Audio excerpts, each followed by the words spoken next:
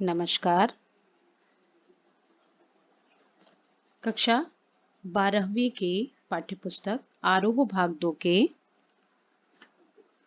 काव्यखंड के पाठ 1, जिसके कवि हरिवंश राय बच्चन जी हैं, इनका जीवन परिचय पढ़ने के पश्चात अब आप इनके द्वारा लिखित आत्म परिचय कविता और उसके पश्चात इनके द्वारा लिखित एक गीत दिन जल्दी जल्दी ढलता है, इसका भावार्थ और काव्य सौंदर्य विस्तृत रूप से पढ़ेंगे।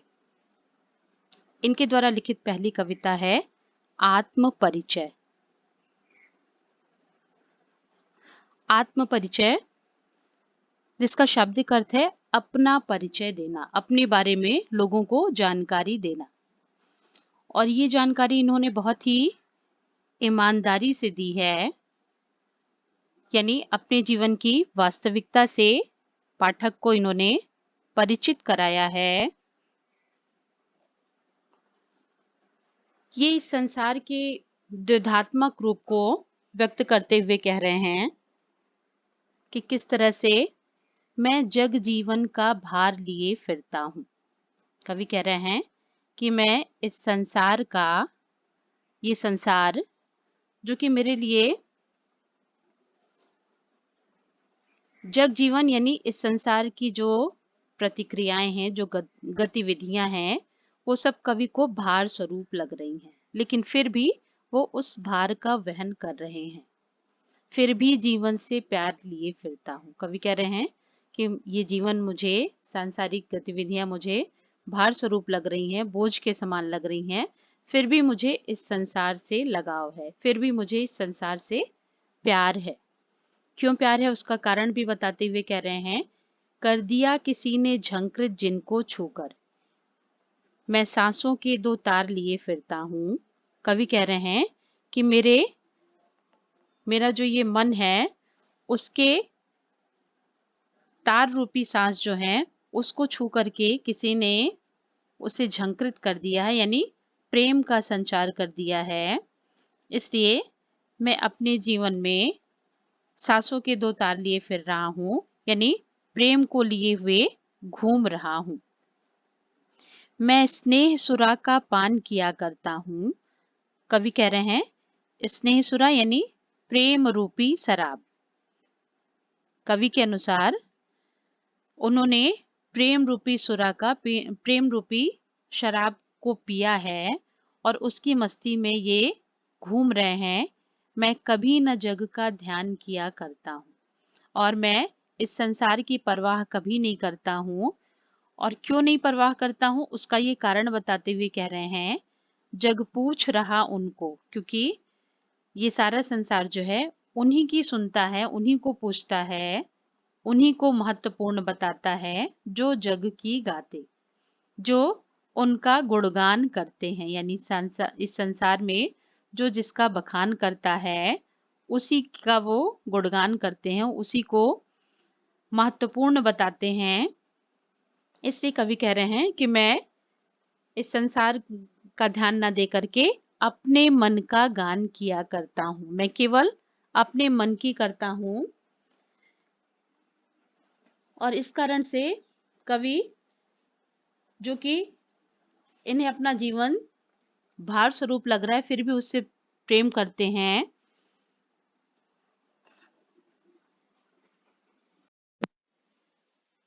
इन पंक्तियों में कवि ने निजी प्रेम को स्वीकार किया है और संसार के स्वार्थी स्वभाव पर टिप्पणी की है। स्नेह सुरा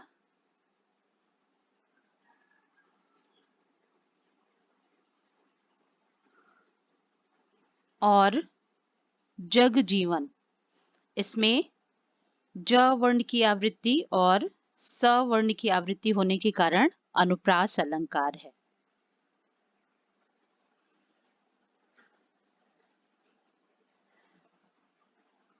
स्नेह सुरा, इसमें रूपक अलंकार भी है, यानी अनुप्रास और रूपक ये दोनों ही अलंकार इसमें हैं।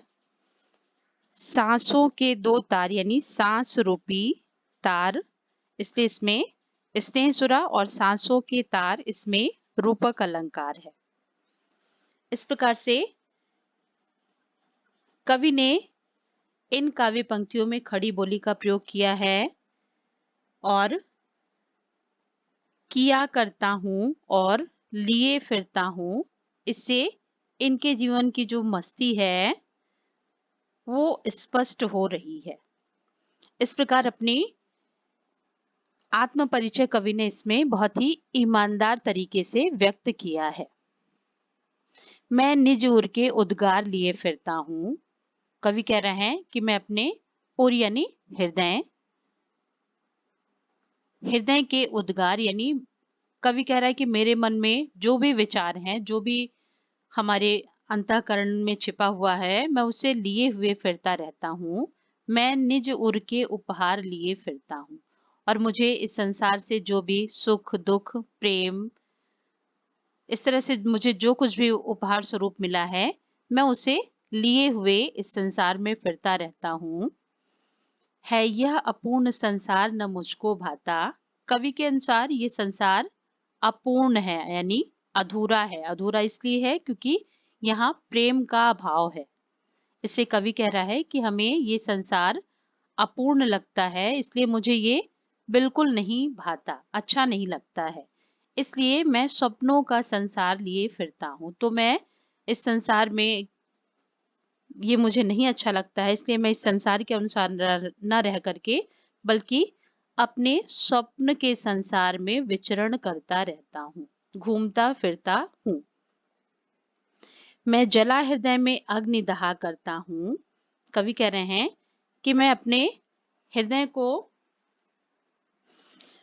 जला करके हृदय को जला करके उसी अग्नि में जलता रहता हूँ, यानी प्रेम की अग्नि में मैं जलता रहता हूँ। सुख दुख दोनों में मग्न रहा करता हूँ और इस संसार में मुझे चाहे सुख मिले अथवा दुख मिले, मैं अपने प्रेम में ही मगन रहता हूँ। जग भव सागर तरने को नाव बनाए, यानी ये सारा संसार भव सागर यानी संसार रूपी सागर से पार होने के लिए, भव सागर इसमें भी रूपक अलंकार है। तरने को नाव बनाए, इस यानी संसार से मुक्ति पाने का, उससे पार पाने का कारण यानी नाव बनाता रहता, उसके कारण ढूंढता रहता है। लेकिन मैं इस संसार के सुख दुख में, मैं भव मौजों में, जग और भव ये दोनों पर्यायवाची शब्द हैं, यानी जग यानी संसार, भव संसार, ये पर्यायवाची शब्द हैं। मैं भव मौजों में मस्त बहा करता हूँ और मैं इस संसार की लहरों में, मौजों यानी इस संसार के सुख दुख रूपी लहरों में मस्ती के साथ आनंद लेते हुए अपने प्रेम की मस्ती में बहता रहता हूँ। कवि कह रहे हैं मैं यौवन का उन्माद लिए फिरता हूँ। उन्माद यानी मैं यौवन यानी अपनी जवानी के उन्माद में फिरता रहता हूँ। उन्मादों में अवसाद लिए फिरता हूँ और उस उन्माद में, उस पागलपन में भी मैं अवसाद लिए घूमता फिरता रहता हूँ। जो मुझको बाहर हंसा रुलाती भीतर, मैं हाय किसी की याद लिए फिरता हूँ। यानी जो मुझे बाहर से तो हंसाती रहती है, प्रसन्न दिखाती रहती है, लेकिन मन ही मन उस विरह की अवस्था में मुझे रुलाती रहती है। मैं इसी तरह से किसी के याद को लिए हुए, किसी के प्रेम में, किसी के विरह में फिरता रहता हूँ। इस प्रकार से कवि अपने जीवन की जो वास्तविकता है, प्रेम का जो अभाव है, उसको पाने का, किस तरह से उसको पाने के लिए वो भीतर ही भीतर दुखी रहते हैं, वो सब कुछ उन्होंने अपने इस आत्म परिचय के माध्यम से पाठक को स्पष्ट रूप से बताया, यानी ईमानदार स्वीकृति इनके आत्म परिचय का कारण है। इसीलिए इनकी कविताएं पाठक को पूरी तरह से अपना बना लेती हैं। कर यत्न मिटे सब सत्य किसी ने जाना, नादान वही है हाय जहां पर दाना।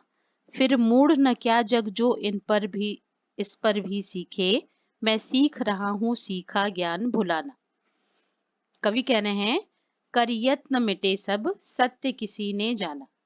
यानी इस संसार में सबने बहुत अधिक प्रयास किया, लेकिन आज तक कोई भी सत्य को यानी प्रेम के सत्य को कोई भी नहीं जान पाया। नादान वही है हाय जहां पर दाना। नादान वही है यानी जो जितना अधिक इसकी गहराई में डूबता जाता है, जितना इसको समझता जाता है, उतना ही ज्यादा अभाव की स्थिति में आता आता जाता है। फिर मूढ़ न क्या जग जो इस पर भी सीखे। फिर क्या ये संसार जो है इतना मूर्ख है कि इतने के बावजूद भी इस संसार से सीख नहीं ले रहा है। इसलिए कवि कह रहे हैं, बच्चन जी कह रहे हैं, मैं सीख रहा हूं सीखा ज्ञान भुलाना। हमने अभी तक इस संसार में जो कुछ भी सीखा है उन सबको भुलाने की कोशिश कर रहा हूं, उसे सीखने का प्रयास कर रहा हूं। मैं और जग और कहाँ का नाता। मैं बना बना कितने जग रोज मिटाता। जग जिस पृथ्वी पर जोड़ा करता वैभव, मैं प्रतिपग से उस पृथ्वी को ठुकराता। कवि कह रहे हैं मैं और जग और कहाँ का नाता, यानी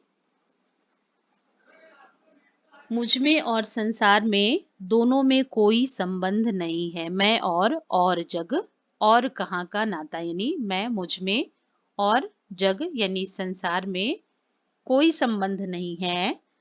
संसार के साथ मेरा एक तरह से टकराव चल रहा है। कवि अपनी कल्पना के अनुसार संसार का निर्माण करता है। मैं बना बना जग कितने रोज मिटाता, यानी कवि को ये संसार नहीं भाता, इसलिए वो अपनी कल्पना के अनुसार संसार का निर्माण करते हैं और फिर जब उन्हें वो नहीं भाता है तो वो उसे मिटा देते हैं। यह संसार इस धरती पर सुख के साधन एकत्रित करता है। जग जिस पृथ्वी पर जोड़ा करता वैभव, यानी सुख के संसाधन जो वो जोड़ता रहता है, एकत्रित करता रहता है। मैं प्रतिपग से उस पृथ्वी को ठुकराता। कवि कह रहे हैं कि मैं हर कदम पर धरती को ठुकराया करता हूं, अर्थात वह जिस संसार में रह रहा है उसी के प्रतिकूल आचार विचार रखता है। यानी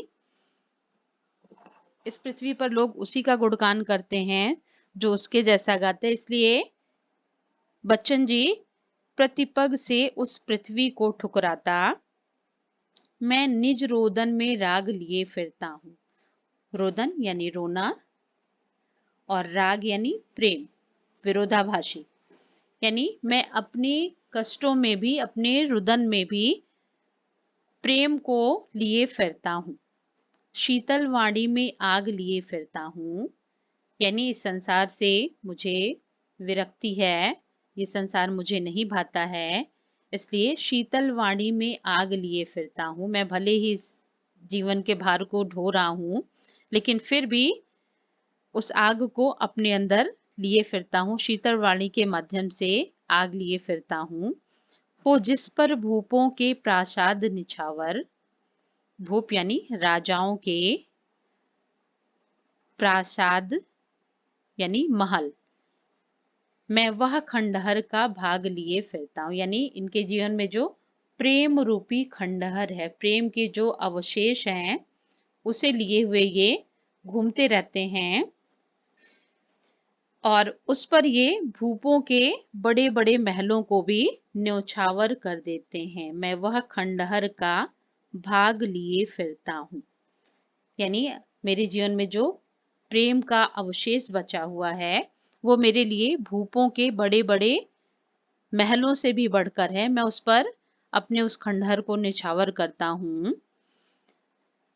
अब कवि कह रहे हैं कि किस तरह से ये संसार कवियों का उपहास करता है।